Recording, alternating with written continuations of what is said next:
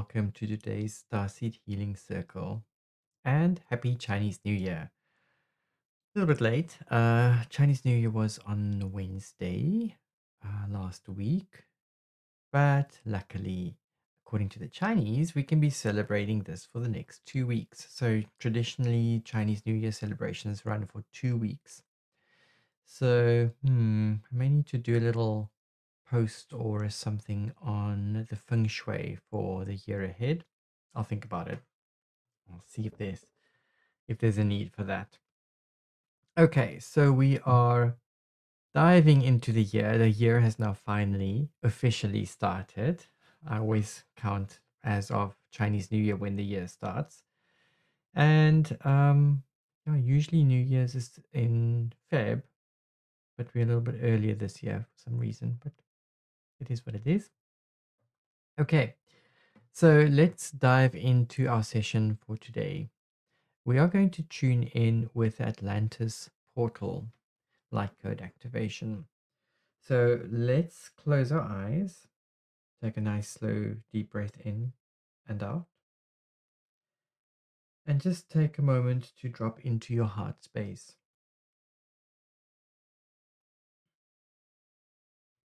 Just tune into what you feel there. No judgment, just observe. Now bring to your consciousness and awareness what it is that you would like to focus on in today's session. Considering that this is a reading for the month ahead, is there any answers you're looking for? Is there something specific that you would like to work with or focus on in this month?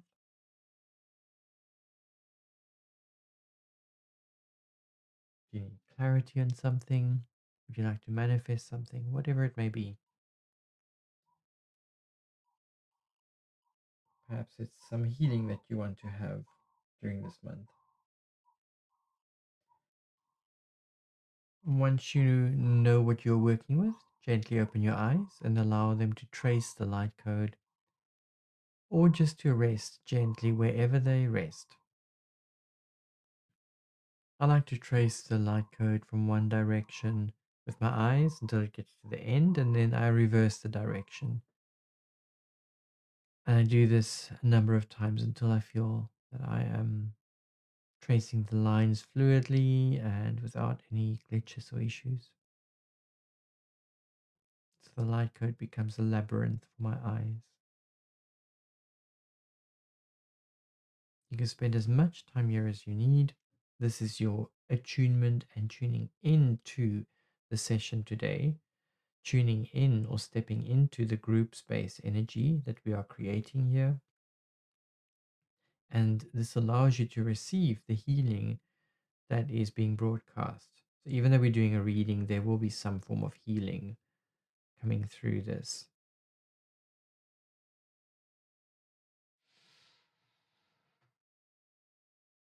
Okay.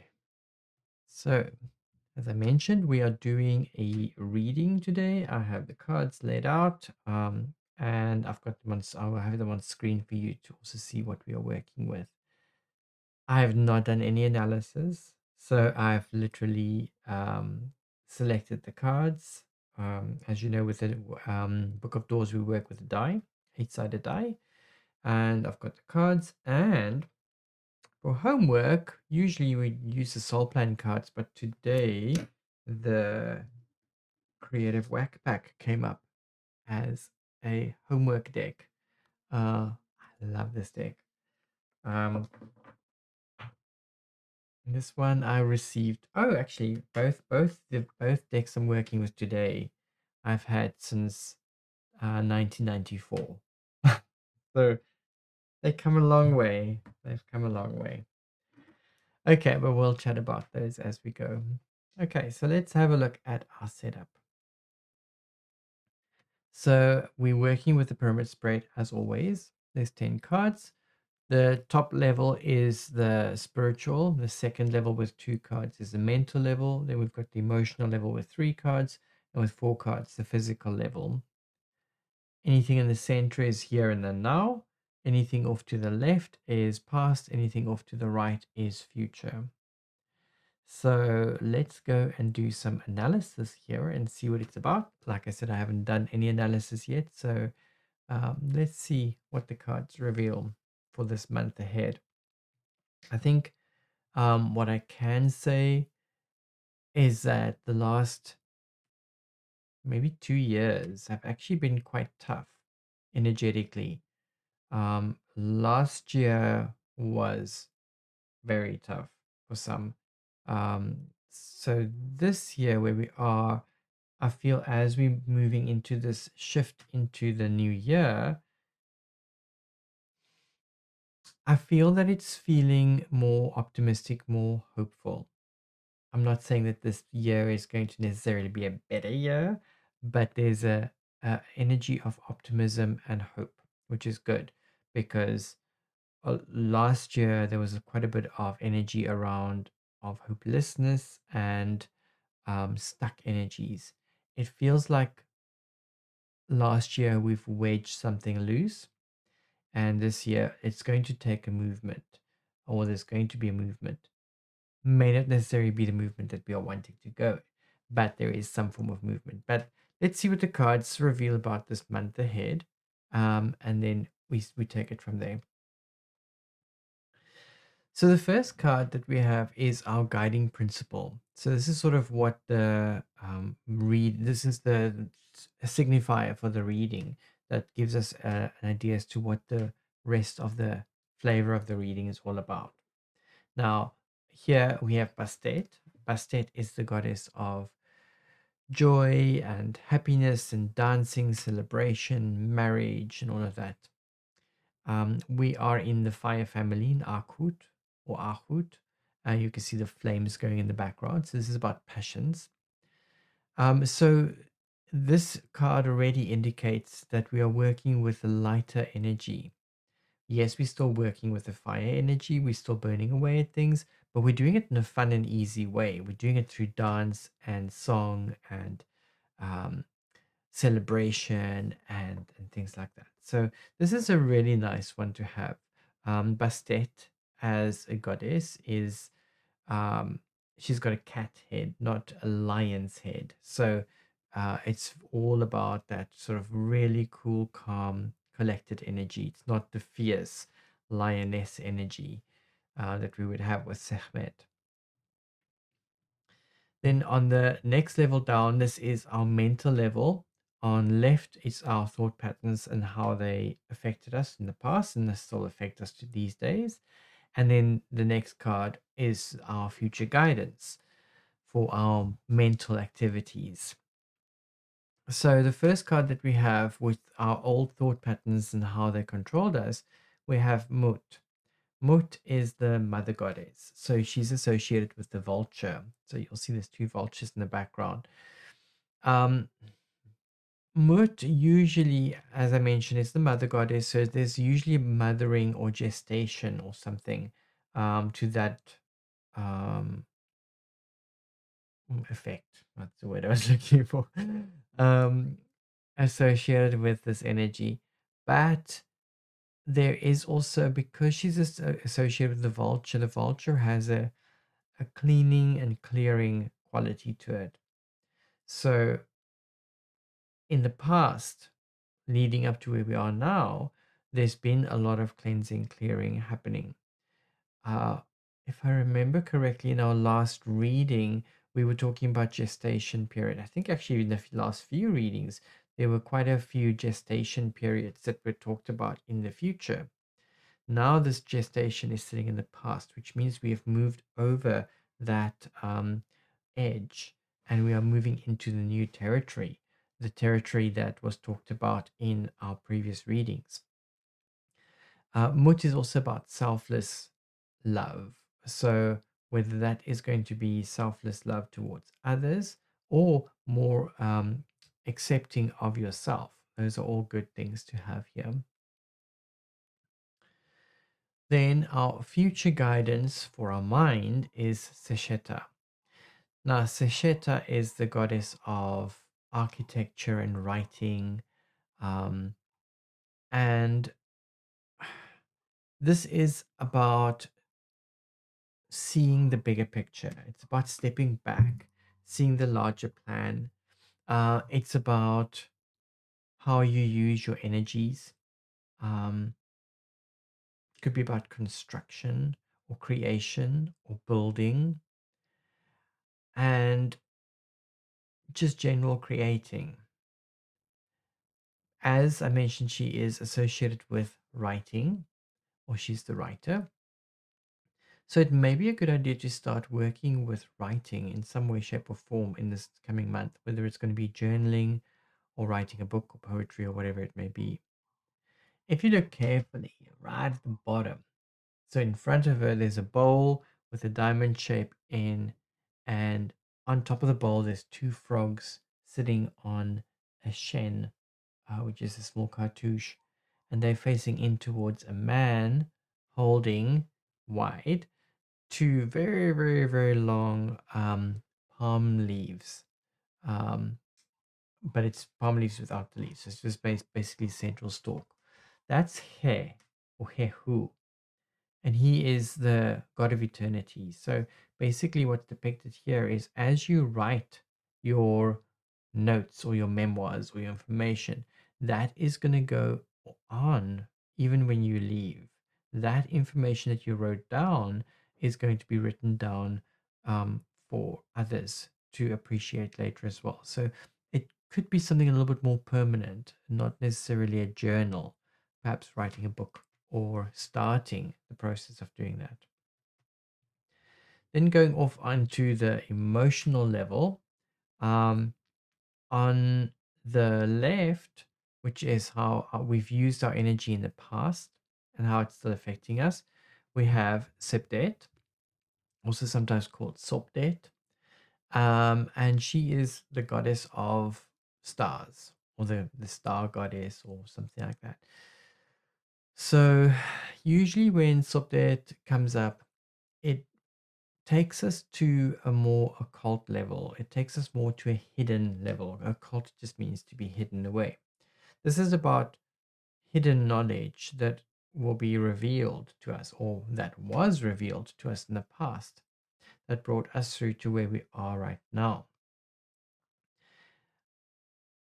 Behind it, you'll see that there's a bunch of circles going in. So this is almost like a portal or portals that we would have moved through, gateways that we would have moved through to get to this process where we are currently. In the center, we have Astereth.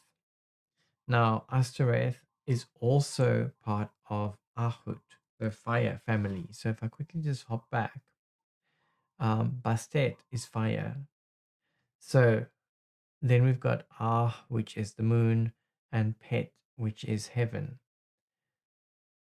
Septet or Sobdet is also Pet. And then we've got Astereth, which is in the center, and she's also part of the fire family. So I'm finding it interesting that we've got the fire sitting on top of the fire. So the fire is coming through. We're staying with the feline theme over here by having the lioness head. And Astereth is, she's really the, I would say she's probably the center point between Sekhmet and Bastet. Bastet is that joyful celebration. Sekhmet is the war and power, and Astereth sits in between. So there is a sensual pleasure aspect to her. Um, there is traveling involved here, but there is also about conquering enemies. So she's got the warring quality to it. And as I'm saying, conquering of enemies in probably most of last year, I felt that there were quite a bit of attacks going on, energetic attacks, very, very directed at people doing the work. But we don't know where the source is. And so perhaps here where we are currently is we're in a space where we can either start seeing these enemies or we can overcome them. And it could be through our spiritual practices as we raise our frequency and our vibration. So we've got Subdet, which is that occult or hidden knowledge that we can bring through into this Asteroid quality, where we can then travel and move and then overcome the enemies. And then finally, in the end here, this is our wishes and expectations. Here we have our set. So our set is Isis, and she's hiding in the reeds with Horus. Um, that big story, but I'm not going to go into that one now. So our set is a protective quality as well. She also talks about magical knowledge and information. So with Subdate, that was revealed to us. But in the future, we are going to a space where we can then use this magical knowledge um, as a form of inspiration or as a way to bring protection or things like that. It's very, very strong feminine quality with Isis or our set. And it's to get us to that feminine principles. Okay. This is all on emotional level. Then we're going to go into the physical. And the first one we have is Netanetaru. Now remember with the Book of Doors, when a card comes up a second time, it's replaced with the Netanetaru. And the card that was repeated was actually Septet or Subdet. So this occult knowledge or hidden power that was revealed to us on an emotional level was also revealed to us on a physical level. And so in the past, we got to a place where anything was possible and nothing was held back. It was a tough year. And I remember Netanetaru popping up sort of in the future sections of the readings, I think, at least in our previous readings. So what has happened is that shifted off to the past. So it takes us through to a blank slate, a clear space, a new beginning, a new way of being and doing. Our ideals and our aspirations on the physical level is Shesmu Hem Shanu or Shesmu 42.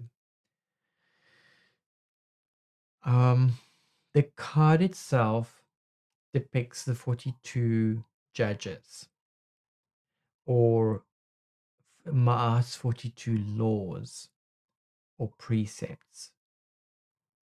Shesmu speaks of probably a little bit of a controversial god in ancient Egypt and not very often depicted. And in fact, he's not depicted in this card either.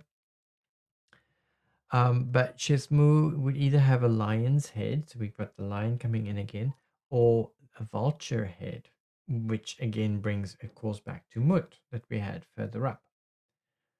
Shesmu was associated with the making of oils, wine, so any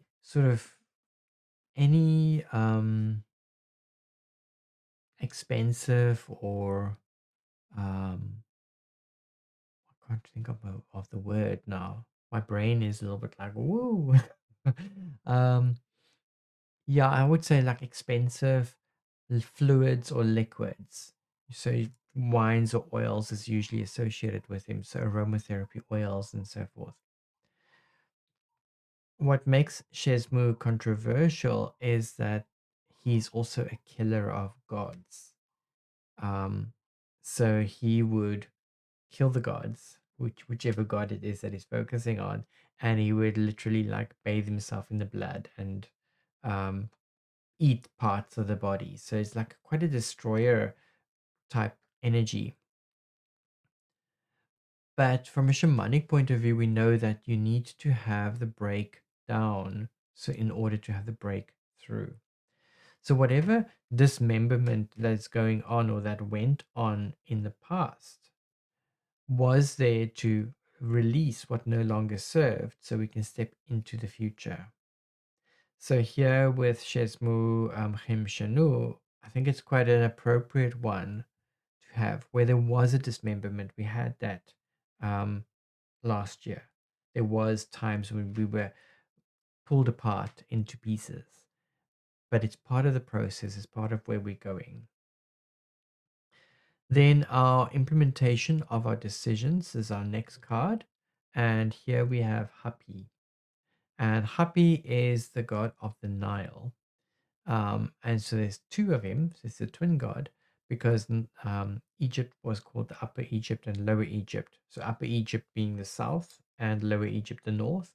And the reason for the upper lower description is because the Nile came from the south and moved towards the north. So because it went in that direction, they saw the south as up and north as down. And Happy is standing here with his foot resting on the heart. The stalk in the center is the esophagus, and on either side there's lotus, and one side's got lotus flowers, the other side's got papyrus, and he's busy knotting the lotus and the papyrus together.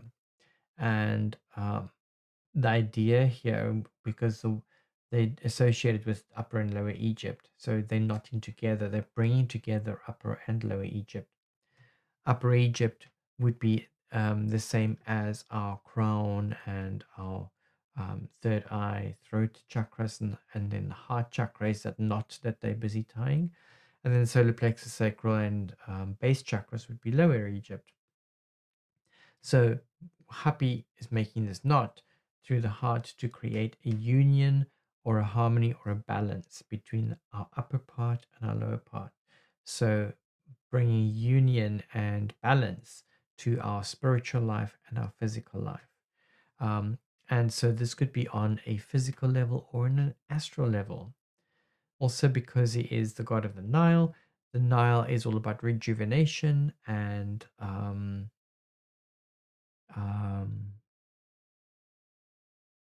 what's happening with my words today? They're definitely going out. Um, can't think of the word. It brings nourishing soil from north to south, or from south to north, and that allows fertile. There's the word, fertility and fertile soil. I definitely need to read into this because I think the whole day my brain has not quite been focusing the way that it should. I don't know if any of you are experiencing any of that. That's definitely something worth looking at into the next month coming up because we do read into everything. And then our outcome or our direction is Hehu. Yes, I've mentioned Hehu earlier. So if I go back to Sesheta, Hehu is sitting on the bowl at the bottom between the two frogs. So here we have Hehu as our final card.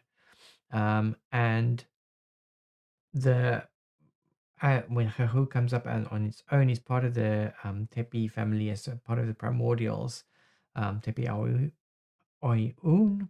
Sorry, my brain. And so he is talking about time cycles. He's the god of eternity. So this is all about time. There is a fire burning behind him, even though he's not part of the fire family. But what is important for me is I'm seeing the pattern here of Bastet, Astaroth, and then Hehud. That all has the fire behind them, the passion. Hehu also has the serpents in the background, which is the feminine creative force and creative energy. Let's quickly switch my camera off. And standing on the serpent's head and standing on water. So water is also the creative principle. So Hehu is going to help along with that. This is actually quite a nice one because it does show that whatever we're doing here or wherever we're going, we will be successful with whatever that endeavor is. Okay, so that is our month ahead. I'm going to give you some homework, and the homework, you can decide how long you're going to spend on this. As I mentioned, we're working with the Creative Whackback. Oops, I think it's reversed. Let's come back. Creative Whackback. Fabulous, fabulous deck. This is like a tarot deck for creative people. So when I was studying graphic design, Whenever we got stuck with something, our teacher would say, grab a card. So even though it is directed at creatives, um, we need to think creatively on a daily basis. So, for example, if you're driving and you get stuck in traffic, you need to think creatively. How am I going to get out of the traffic? Am I going to just sit in the traffic? Am I going to find an alternate route? Am I going to stop for a coffee somewhere? How am I going to navigate this? Or you get into a space where you need a screwdriver and there's no screwdriver around. Are you going to invent something? Are you going to use a pair of nail clippers? Are you going to use a knife? Are you going to come up with something else? Be creative. Or are you just going to say, whoops, I don't have a screwdriver. I'll just call a plumber or I'll call a handyman or whatever. This is really what this deck is about. It's really to knock us out of our groove and get us to think in a different way. So let's look at the homework. You'll notice that we've got blue, orange, green, and red cards. And so the deck is divided up into 4 sections. The blue section is where we get our ideas from. The orange section is how we develop our ideas. The green section is how we judge our ideas. So it's our sort of our eagle eye to look into that.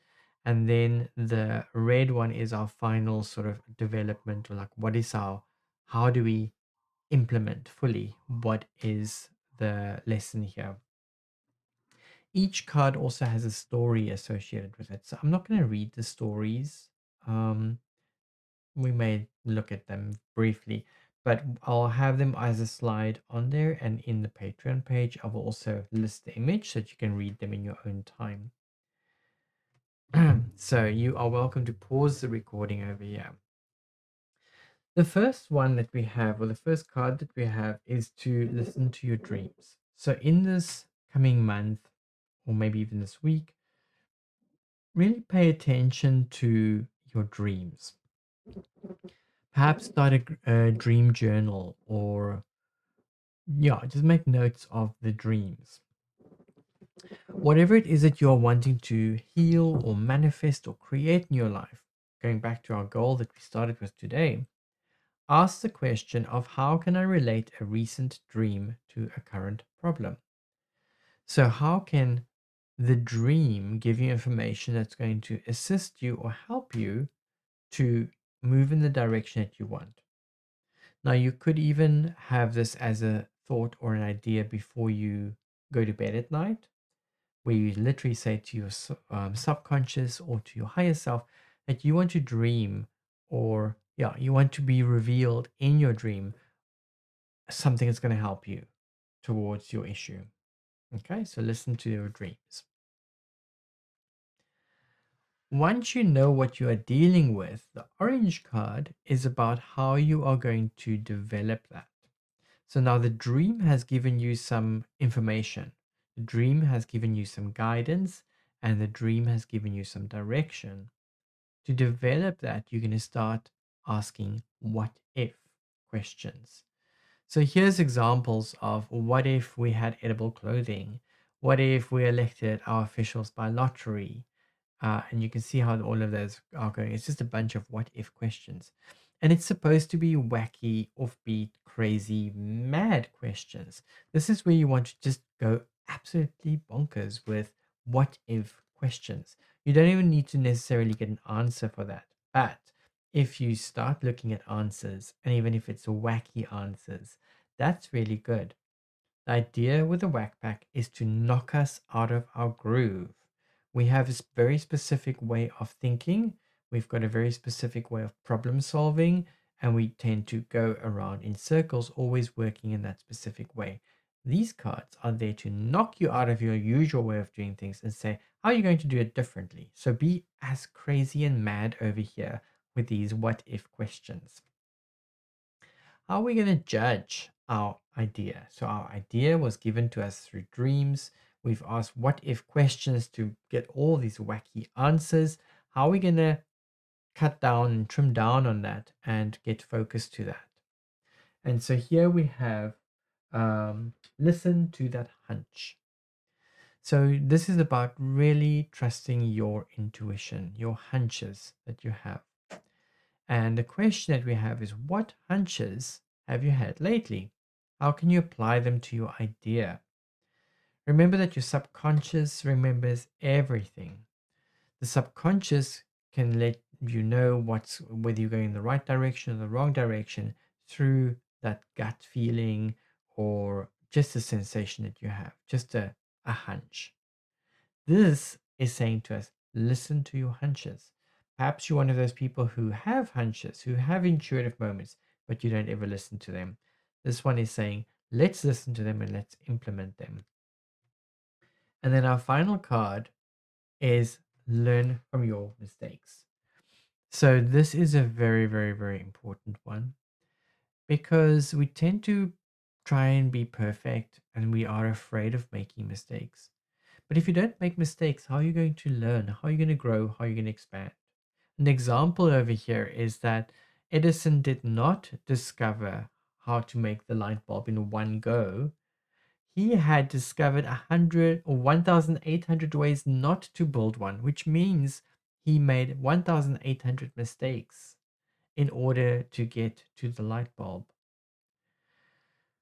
Here's another one, Madame Curie. So one of her failures was radium, which is now something that's being used throughout the world. I'm not going to go through all of those questions and stories that you can read that. But the question that we have here is what mistakes might you make on your current project? When we talk project here, think of your goal. What might you learn through these mistakes? So again, we had listen to your dreams. I'm just going to quickly rewind. Listen to your dreams. So here you are listening to the dreams to find new ways of approaching your goal.